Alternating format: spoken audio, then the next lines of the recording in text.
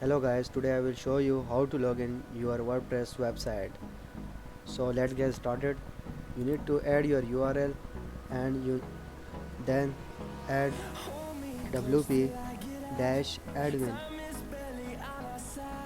Click on it and here is your dashboard, username or email and password. You need to add your username and password. So I copy my username and paste it here,